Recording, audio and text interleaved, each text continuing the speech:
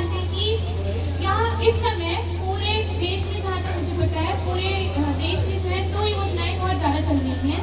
एक है cyber crime पे और दूसरा है मिशन शक्ति।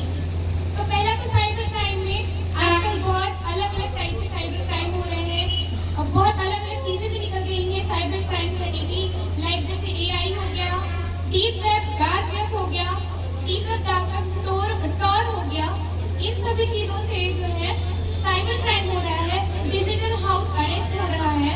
तो इन सब चीज़ों से हम बचे रहते हैं। हम कैसे बचे इन सब चीज़ों में? इन सब चीज़ों के लिए हमें बताया जा रहा है कि हमारे SHO सर जो है वो कभी कभी हमारे स्कूल में भी विजिट करते हैं। सर जब भी आते हैं तो हमें कुछ नया बता के जाते हैं। मतलब कुछ ना कुछ ऐसा होता है जो हमें लगता है कि हाँ ये यूनिक पॉइंट है जो हमें आज मिला है।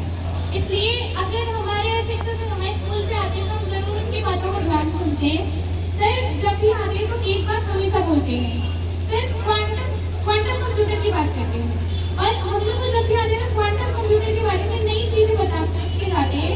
क्यों क्वांटम कंप्यूटर ही नहीं, क्वांटम फिजिक्स हो गया, क्वांटम कंप्यूटर हो गया, थ्योरी हो गया, बहुत सारी चीज़ों के बारे में सर हमें बता के जाते हैं। और जिस चीज़ के लिए जो उनका मेन मोटो होता है उसको सर इस तरह से रिप्रेजेंट करते हैं कि ऐसा लगे कि सबको समझ में आ जाए।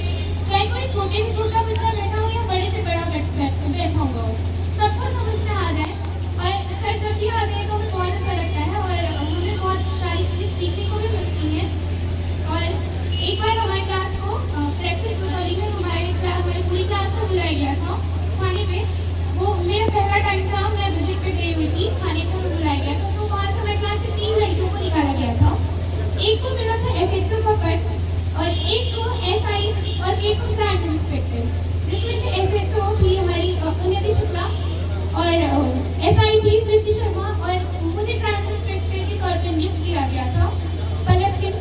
तो सर ने हमें बहुत सारी चीज़ें वहाँ पे जितने भी वेपन्स होते हैं, FIR रजिस्टर से दिखाई कि कैसे क्या क्या लिखी जाती है। FIR रजिस्टर में जो भी चीज़ें लिखी होती है उसका एक एक चीज़ का मतलब क्या होता है, ये चीज़ यहाँ क्यों लिखी गई है, ये चीज़ क्या है, सब कुछ सर ने हमें दिखाया। और हमें सर ने सारी कैबिन्स का हमारा इंटरव्यू भी हुआ वहाँ पे।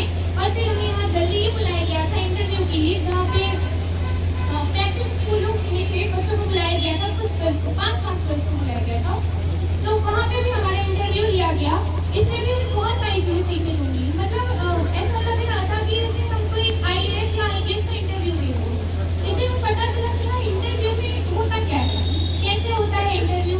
वहाँ आपकी पर्सनैलिटी देखी जाती है, आपका नॉलेज देखा जाता है, आपसे वहाँ पे साइकोलॉजिकल क्वेश्चंस किए जाते हैं, जिसका हम लोग